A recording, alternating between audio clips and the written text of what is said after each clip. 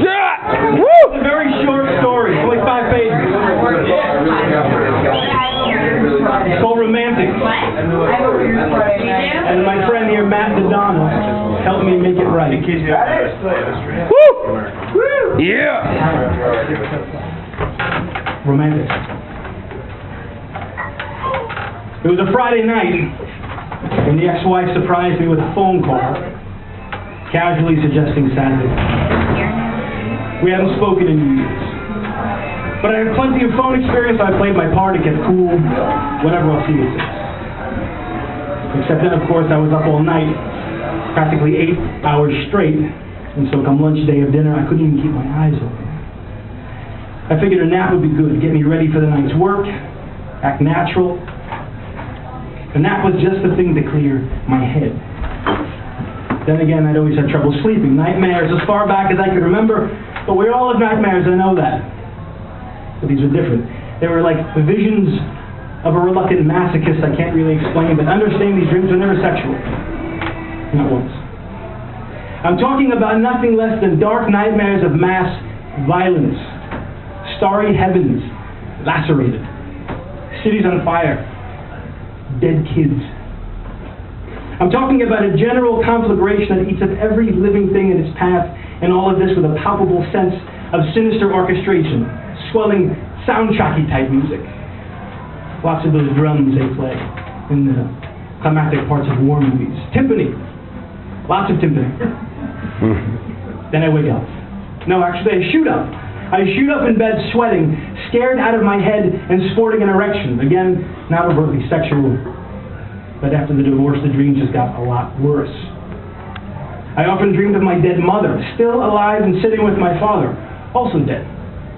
Can you believe that? The man dies on stage. He died on stage.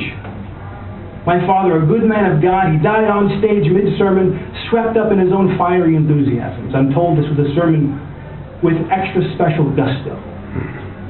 A talk on the Day of Judgment, and then wham, his heart goes.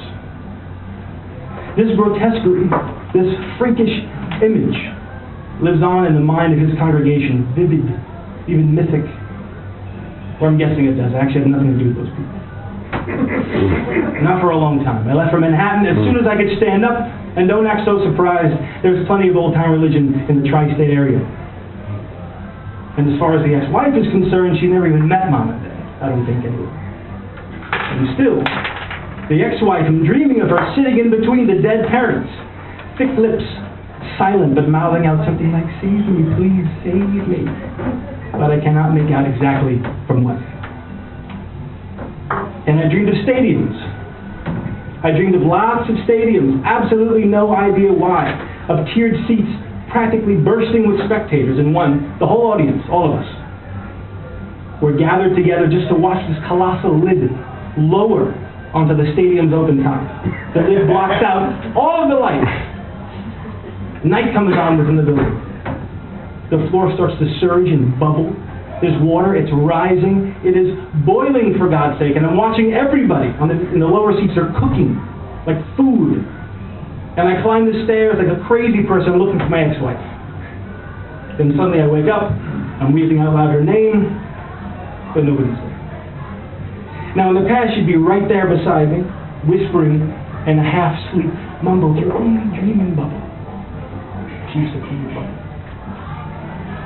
And sometimes, when a nightmare seizes me, it used to twist me in fits, and I'd wake up to her hastily spectacled face looming right above me.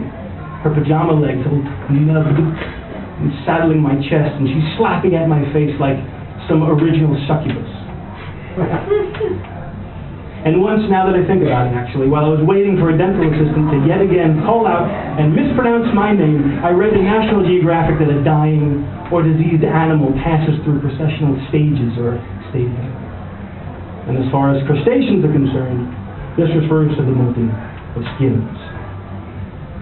Now, of course, my dad's imagination just made things worse. All his hot talk of smoke and world damnation, Dad's old promise of a final sloth divine, a brand new heaven, a brand new earth, all bodies made new and baptized with death. The man was always going on about such things, and he wore beige slacks with a built-in belt. And I swore I would never do the same. Come to think of it, I have never seen the helping hand of God in my dreams. I have seen a little girl chase and kill her mother, then fly, suddenly winged right at me. I have seen the 4 angry horsemen ride on clouds and pass by as the earth below there, what's the word, steves, turn molten. The ex-wife's hand is reaching from the hot, brimming depths. Who has dreams like this? And the ex-wife, how did that even happen? What did I do that was so bad? I never really knew. I knew one thing for certain, one thing that I was absolutely positive about with regards to our lovely marriage, and that was this.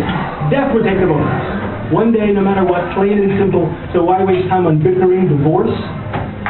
She'd say something like, "That's all fine and good, but every day you talk to me about death?" I'd say, "Death is fine. I'm fine with death. Maybe you're the one not so much." But a phone call out of nowhere, that's fine. No explanation for the phone call, that's fine. She was hoping I'd be patient. And I would find out soon enough. But patience was never my strong suit. And what of a suit? What of it? Should I wear a suit? If I learned nothing else from her tone of voice, more than a little bit casual, if you ask me, I came away with this. You want to act like it's no big deal, then hey, it's no big deal. I decided on jeans. I even decided to sleep in my jeans. Although I shouldn't say I decided. I should say I put on my jeans, totally exhausted from yet another bad night of sleep, due in no small part to her this time. And I happened to fall asleep on the couch, which often makes the bad dreams even more terrifying. Why? Because the daydreams involve me more. I'm lucid. I'm semi-conscious. I actually break the fourth wall and head apart. I know I'm dreaming, and yet it's helpful.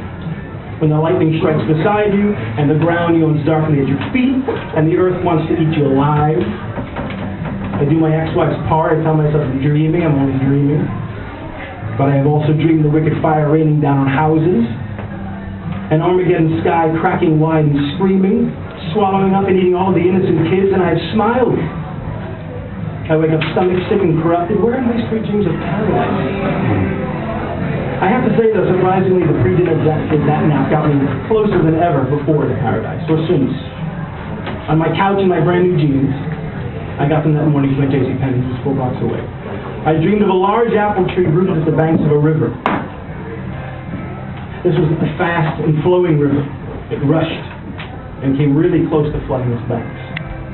The tree was thick, it knuckled, a perfect picture of pastoral health. Fairy tale tree, this tree. And every branch and bough was heavy with shining fruit. I mean, plastic shiny, looking totally brand new. I saw her face up there, the ex-wife, all red, delicious, hanging from one of the top branches. So I climbed, I reached out, I picked, I bit, I carved my name and hers in the bark like we were a couple of teenagers. I climbed, I kept climbing, and I looked down below. Well, that fruit's ripening way too fast, tender, going soft, and it stank. Totally refusing to fall. That's my dream. So what, you don't think I know what this means? I know my stuff. I went to college. But she called me, don't forget. And I'm not the one who's so fine, who's not so fine with death, as a natural topic for polite conversation. And this from a man who knows death like a neighboring borough, where Mom and Dad, God bless them, have lived for how many years already. And maybe this was the point. Because maybe we're getting old. The kind of old where ex-wives come out of the woodwork. Maybe this is what dinner was about. Maybe she was lonely. Maybe I was lonely, but what did I care? I didn't even have her current phone number. I looked over at her picture. I kept a picture of her in the living room and calmed down, not because I'm pining for the woman, but because it was a very lovely picture. A real beauty. And what man doesn't like to be reminded he could attract a beautiful woman? I decided the jeans were wrong. Plus, what do you wear with jeans? A jacket? My mouth. What do you wear with jeans? A jacket? One of those yellow polo shirts with a ridiculous upturned collar. I wasn't dead yet, not me. And death wants beauty, it needs beauty, it eats up beauty for breakfast. I took off the jeans. I folded them back over the crease. I made sure I didn't lose the receipt. I put on a nice clean suit, slimming. I remember thinking to myself, no matter what, I do not care, even if I'm the one who looks like a fool. No big deal.